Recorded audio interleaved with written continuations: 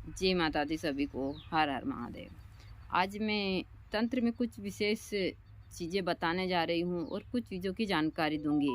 कुछ धन की समस्या से आप लोग परेशान हैं तो आप आसानी से जो तरीका कर सके उसके प्रयोग दूंगी और कुछ विशेष जानकारियाँ दूंगी। मुझसे बहुत सारे भक्तों ने पूछा था कि माता जी हमको कुछ विशेष चीज़ें आप दो जिससे कि हम यह चीज़ें आसानी से कर सकें।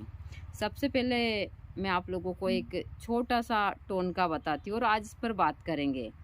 जब भी आप किसी कार्य के लिए जाएं तो प्रातः जल्दी सूर्य उदय से पहले उठें और उठने के बाद में स्नान करें। स्नान कर कर आप रेशमी नीले कलर का धागा अपने घर के बाहर थोड़ी दूरी पर जाकर जो भी आपको कुछ भी ऐसा जैसे बिजली का खंभा दिखे या फिर और अन्य कोई भी चीज़ दिखे तो अपनी वह मनोकामना आप मांगते हुए उस धागे को आप उस पेड़ या फिर खंभे के ऊपर बांध दीजिए और पीछे मुड़कर मत देखिए, घर आ जाइए।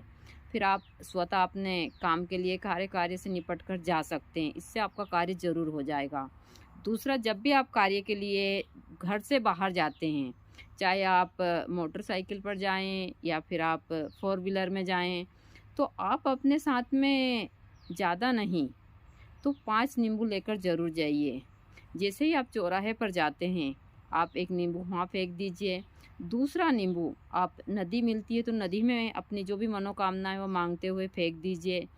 तीसरा नींबू जहाँ पर 3 चौराहे आते हैं वहाँ पर काट कर और उनकी फाड़ कर फेंक दीजिए।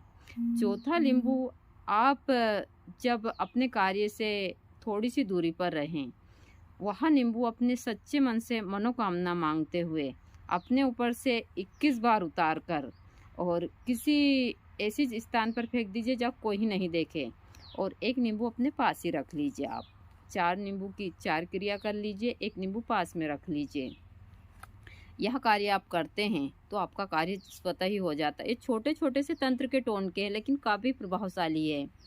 तीसरी चीज़ें हैं जिनको धन की समस्या, यह कार्य आपको बुधवार के दिन ही करना है। आप बुधवार के दिन 2 छोटी छोटी सी हंडियाँ लाए, जिनको हम मटकी बोलते हैं, मिट्टी वाली, मिट्टी की कुमार के यहाँ से 2 छोटी वाली मटकी लाएं। एक मटकी में आप बुधवार के दिन सच्चे मन से गणपति जी का नाम लेकर जो हरे वाले मूंग है वह भरिए और एक मटकी में नमक भरिए। यह दोनों अपने घर के किसी ऐसे स्थान के ऊपर रख दीजिए जहाँ कोई हाथ ना लगाए। यह वह रखा रहने दीजिए। यदि जब तक वह आपके घर में रखा है सुरक्षित, तब तक आपके घर में से धन की कमी या धन की कोई परेशानी कभी भी नहीं आएगी। आपको किसी के आगे हाथ फैलाने की आवश्यकता नहीं पड़ेगी। यह एक ऐसा तंत्र का टोन का है जो आप करते हैं तो यह काफ़ी प्रभावशाली है। देखिए, मेरा काम है इन चीज़ों की जानकारी देना। दूसरी चीज़ है, मैं तंत्र का नाम तो, मैं एक तंत्र की साधक हूँ तो तंत्र का नाम तो आ ही जाता है, लेकिन टोन का तंत्र में नहीं आता है। यह तंत्र विज्ञान में आता है। टोन के में वशीकरण, उच्चाटन, सम्मोहन और भी बहुत सारी क्रियाएं जिनका मैं नाम नहीं लूँगी, वह सारी क्रियाएं आती हैं। टोन का दुष्कर्म में आता है तंत्र में, लेकिन हम अच्छे कार्य के लिए इनको करते हैं। जिस प्रकार हम खाने के साथ में चटनी लेते हैं उसी प्रकार तंत्र के साथ में यह टोन के हैं। और जितने भी यहाँ सारे कार्य जैसे शमशानी क्रिया, बहुत सारी ऐसी क्रियाएं लोग बाग करते हैं, वह सब टोन के में आती है। और मैं सभी को चीज़ें बताना चाहती हूँ कि थोड़े दिन ही प्रभावशाली होती है, लेकिन हाँ, यह नुकसान बहुत सारे कर जाती है। तो इन चीज़ों से बचने के लिए जो मैं छोटे छोटे से आप लोगों को उपाय देती हूँ, ये करते हैं तो ज़रूर आप लोगों को फ़ायदा होता है। मैंने बहुत सारे चीज़ें आप लोगों को दी हैं, क्योंकि जो टोन के करने वाले लोग हैं, टोन के में गलत चीज़ें करने वाले, अच्छी चीज़ों में धन प्राप्ति के उपाय आते हैं, वशीकरण के भी आते हैं जो हम पति पत्नी परिवार के लिए कर सकते हैं, अच्छे कार्य के लिए आते हैं जैसे हम तिलक बनाते हैं। सारी चीज़ें जो आप अच्छे कार्य के लिए करते हैं वह एक अलग है, लेकिन जो दुष्कर्म में आते हैं वह किसी को ज़बरदस्ती वशीकरण करना, किसी का परिवार तोड़ना, किसी के साथ में गलत हरकतें करना, बहुत सारी क्रियाएं जो होती है वह सबसे बेकार दुष्कर्म में आती है और उसका भागीदार स्वयं साधक भी बनता है। सामने वाला करवाने वाला तो कम होता है लेकिन साधक ज़्यादा होता है। तो मैं वही चीज़ें देती हूँ जो समाज के लिए फ़ायदेमंद हो और छोटे छोटे से तरीके। जिस प्रकार हमारी दादी नानी जब भी हमको पहले नज़र लगती थी तो जल्दी से हमारे ऊपर से मिर्च उतार कर और कड़वे तेल के साथ में धुनी दे देती थी। हमारे घर में जब भी किसी की तबीयत ख़राब होती है तो हम नींबू उतारते हैं। ऐसी बहुत सारी यह सारी चीज़ें टोने टोन के में ही आती है और यह क्रियाएं करनी चाहिए आप लोगों को। मैं जो भी टोने टोन के छोटे छोटे से आप लोगों को उपाय देती हूँ, ये काफ़ी प्रभावशाली है और यह काम ज़रूर करते हैं। मुझे अभी एक भक्त का मैंने उनका मैसेज देखा था, उन्होंने बोला था कि माता जी आप जो उपाय देती हैं और जब नहीं करते हैं, मतलब भक्त करते हैं उनका काम नहीं होता है तो उनके अंदर अविश्वास पैदा होता है तंत्र को लेकर और जो भी हमारी आध्यात्मिक चीज़ें हैं। तो ऐसा नहीं है। टोना टोन का यदि आपने सही तरीके से करा और अच्छे कार्य के लिए करा और श्रद्धापूर्वक सच्चे मन से करा तो 100% यह चीज़ें काम करती है। सिर्फ टोने टोन के में भरोसा और विश्वास सबसे बड़ी चीज़ है। जिस प्रकार एक साधना के क्षेत्र में गुरु के ऊपर भरोसा करना और गुरु चाहे गुरु कैसा भी हो, शिष्य को गुरु को उस हिसाब से मानकर चलता है तो उस शिष्य को सफल होने से कोई नहीं रोक सकता। भाई शिष्य को सही होना चाहिए, गुरु कैसा भी हो। मेरे पास हमेशा फ़ोन आते रहते हैं कि वो इस हिसाब के थे तो हमने छोड़ दिए। मैं सबके बारे में ऐसी बात नहीं करती, लेकिन फिर भी तो आप अच्छे होइए, हमको दूसरे से कोई मतलब नहीं है। तो आप इन छोटे छोटे से प्रयोग को कर कर अपने जीवन को सुखी बना सकते हैं। मैंने अभी छोटे छोटे से टोनके में डालती रहती हूँ। जैसे आपके घर में गलत एनर्जियाँ हैं मान लो, तो आप अपने घर में प्रतिदिन कपूर की आरती कीजिए।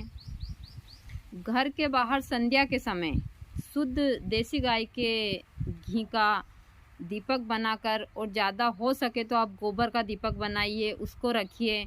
उससे बहुत सारी एनर्जियां खत्म होती है जो गलत एनर्जियां हैं। देखिए जितनी अच्छी चीज़ें हैं इससे कई ज़्यादा गुना गलत चीज़ें भी हैं। भूत बाधा हुई, यह सारी चीज़ें, मैं हमेशा इन चीज़ों के बारे में, भाई मैं तंत्र की साधक हूँ तो बताना मेरा कर्तव्य बनता है। दूसरा, मैं पति पत्नी के वशीकरण सारी चीज़ों के बारे में बात करती हूँ। पहले तो आज सभी पति पत्नी को एक बात ज़रूर बोलना चाहती हूँ कि पति पत्नी हमारे यहाँ बहुत महत्व रखते हैं। एक जो गाड़ी होती है उसके 2 चक्के होते हैं, यदि दोनों अच्छे से चलते रहे तो पूरी चीज़ संतुलन में रहेगी। यदि दोनों में से एक भी थोड़े से गड़बड़ हुए तो उनके घर में बहुत सारी चीज़ें गड़बड़ हो सकती है। तो पति पत्नी को, पहले तो मैं पत्नी को यह बात कहना चाहूँगी कि एक पत्नी को बहुत सुशील और बहुत धैर्यवान होना चाहिए। कहते हैं हमारे यहाँ महिला को लक्ष्मी का रूप माना गया है। वह आज तो सब कमा रही है लेकिन पहले कोई नहीं कमाती थी। पहले से ही यह चला आ रहा है कि हमारे यहाँ औरत को लक्ष्मी स्वरूप माना गया। क्यों माना गया है?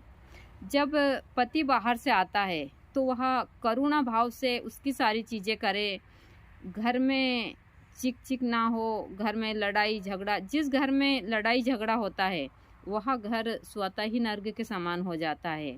और जिस घर में प्यार और जिस घर की महिला सुशील, समझदार और धैर्यवान होती है वह घर स्वर्ग के समान होता है। और पुरुष स्वयं ही इतना सक्षम होता है उस चीज़ में, जब वो बाहर से आता है पत्नी अच्छे से प्यार से बात करे, खाना खिलाए, सारी चीज़ें बहुत अच्छे सी होती है उनके जीवन में, तो पति का स्वतः ही हर चीज़ में आगे बढ़ने का मन होता है और वह पति पता नहीं कहाँ पहुँच जाता है उस पत्नी की सहयोग से, चाहे पत्नी घर का काम करे और बाहर ना करे। इसीलिए पत्नी को लक्ष्मी का स्वरूप माना गया है। दूसरा, पति को भी ये चीज़ें रखनी चाहिए कि अपनी पत्नी के साथ कभी बेईमानी नहीं करनी चाहिए। जो दूसरी औरत होती है या फिर दूसरा पुरुष होता है वह दूसरा ही रहता है। जो आपका पहला प्यार, चाहे आपका पति का हो, पत्नी का हो, वही सच्चा होता है, बाकी तो सब भ्रम है। यह मैंने दुनिया में अच्छे से देखा है। दूसरे घर में यदि जिस घर में महिला लड़ाई झगड़ा और बहुत किचकिच करने वाली होती है, वह घर नर्क के समान है। और उस घर को आप अरबों करोड़ों रुपए भी आपके पास में हो तो आपके घर को कोई बर्बाद होने से नहीं बचा सकता है। यह 100% सत्य है। तो इसलिए महिलाओं को हमेशा ध्यान रखना चाहिए, चाहे आप बाहर सर्विस करो, घर में रहो, कहीं भी रहो, आपकी जिम्मेदारी है आपके घर को स्वर्ग बनाना। मैं तो हमेशा बोलती हूँ कि सबको काम करना चाहिए, लेकिन काम के साथ साथ हमारे परिवार को या हमारा उत्तरदायित्व बनता है। यदि आप गृहस्थ आश्रम में हैं तो मैं गृहस्थ आश्रम की साधक हूँ। मैंने 30 साल अपने पति महाराज के साथ में बहुत अच्छे से ज़िंदगी बिताई है। मैंने इसमें सुख दुख सारी चीज़ें देखी है।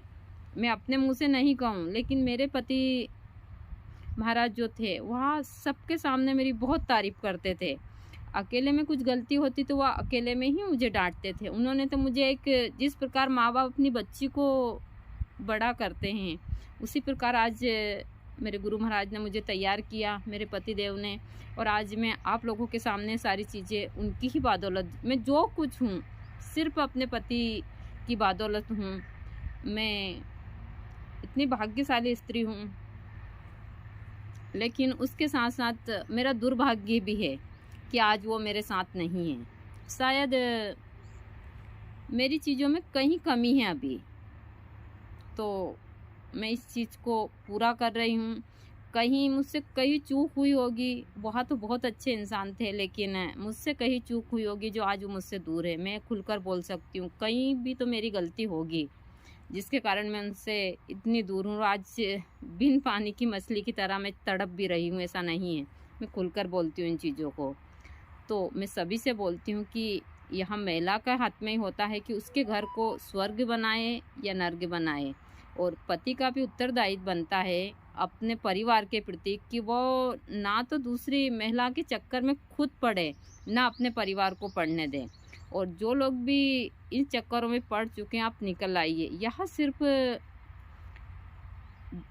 एक तबाही के अलावा कुछ भी नहीं लाता है।